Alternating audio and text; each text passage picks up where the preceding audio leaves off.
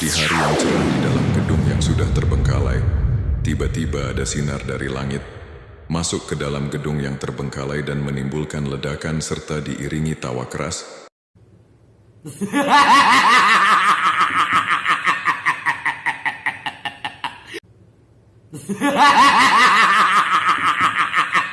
Makhluk yang tiba dari atas langit sering disebut oleh warga lokal Tungtung Saur yang sangat kejam dan baik hati. Di sela-sela tawanya dia berkata dengan suara yang menggema sampai terdengar keluar gedung. Saya datang kemari ingin menguasai daerah ini. Siapa saja yang menghalangi, saya akan buat dia muter kayak gangsing. Suara Tungtung Saur menggema sampai burung-burung berterbangan keluar dari gedung yang terbengkalai.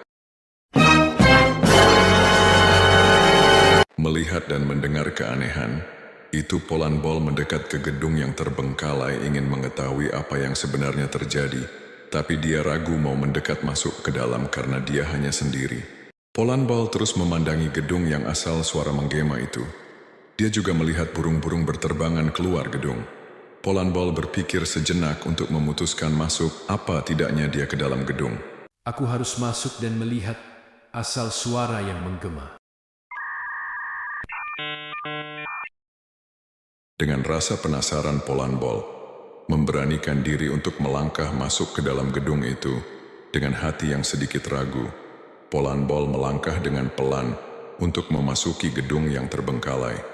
Itu karena rasa penasaran dengan suara yang menggema membuat burung-burung ketakutan lalu terbang menghindar. Tiba di dalam gedung itu Polan Bol mencari sumber suara tadi. Ruangan demi ruangan tidak luput dari penglihatannya. Dia terus mencari. Tiba-tiba ada bayangan yang selalu mengganggu Polan Bol. Polan Bol mengikuti gerakan-gerakan bayangan tersebut, tapi selalu menghilang Polan Bol. Terdiam sejenak badannya gemetar menahan ketakutan. Pandangan Polan Bol tajam mengikuti bayangan tersebut yang selalu menghilang tiba-tiba. Dari arah belakang sesosok bayangan hitam tersebut menampakkan diri sambil memukul kepalan Polan Bol dari arah belakang. Dengan terkejutnya Polan Bol lari meninggalkan gedung itu. Setelah memukul Polan Bol, makhluk tersebut tertawa terbahak-bahak. Melihat Polan Bol lari ketakutan. Dengan kepala pusing akibat dipukul Tungtung Saur, menggunakan pentungan kepala Polan Bol pusing, lalu melangkah keluar sesampainya di luar Polan Bol, bertemu dengan Franz Bol dan German Bol. Lalu Polan Bol menceritakan kejadian yang dia alami ketika masuk dalam gedung yang terbengkalai itu. Untuk mengetahui asal suara, dengan serius Polan Bol menceritakan kejadian yang dia alami tadi kepada Franz Bol dan German Bol. Setelah menceritakan, Polan Bol pamit untuk pulang. Franz Bol dan German Bol bingung dengan kejadian yang dialami Polan Bol. Dengan rasa penasaran, mereka berdua memutuskan untuk masuk melihat siapa yang berani memukul Polan Bol di dalam.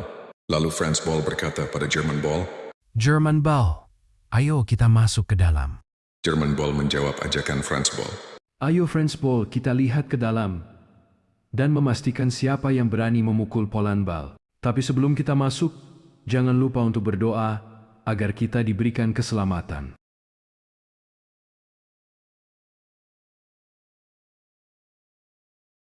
Setelah berdoa, Franz Bol dan German Bol memutuskan untuk masuk ke gedung itu mencari tahu apa benar yang dikatakan Polan Bol kepada mereka. Dengan langkah pasti, mereka berdua berjalan beriringan untuk memasuki gedung itu. Dengan penuh perjuangan, mereka berdua sudah sampai pintu masuk gedung. Setelah melangkah mereka sampai di dalam gedung yang dipenuhi dengan sampah-sampah yang berserakan dan bau yang tidak sedap, mereka pun membagi tugas untuk mengecek areal dalam gedung kosong yang terbengkalai. Mereka mengecek ruangan-ruangan yang ada berjam-jam. Mereka mencari keberadaan makhluk yang sudah memukul Polan Bol. Sudah lama mencari, tak satu pun dari mereka menemukan makhluk yang dikatakan Polan Bol. Akhirnya, mereka beristirahat sejenak untuk memulihkan kondisi badan mereka karena mereka sudah kelelahan. Di saat mereka beristirahat, tiba-tiba dari arah belakang Franz Bol muncul sesosok makhluk yang bertubuh kayu membawa pentungan di tangan memukul kepala Franz Bol dan German Bol, sehingga mereka berdua berlarian keluar gedung. Setelah memukul, makhluk tersebut tertawa terbahak-bahak.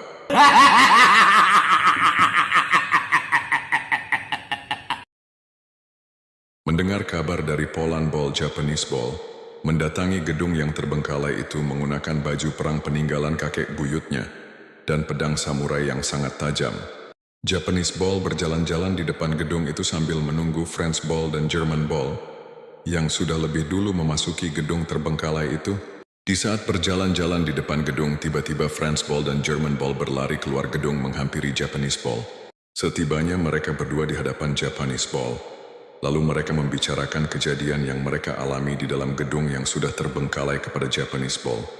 Dengan terbata-bata mereka berdua bercerita pada Japanese Ball kejadian pemukulan oleh makhluk kayu yang ada di dalam. Setelah mereka berdua menceritakan kejadian di dalam mereka, berdua pamit untuk pulang dan mengobati kepalanya yang terkena pukulan oleh makhluk kayu. Japanese Ball berpikir matang-matang untuk masuk ke dalam gedung. Japanese Ball berpikir sambil berjalan-jalan di depan gedung itu untuk mendapatkan ide bagaimana bisa masuk ke dalam dan menemui makhluk kayu yang berada di dalam gedung.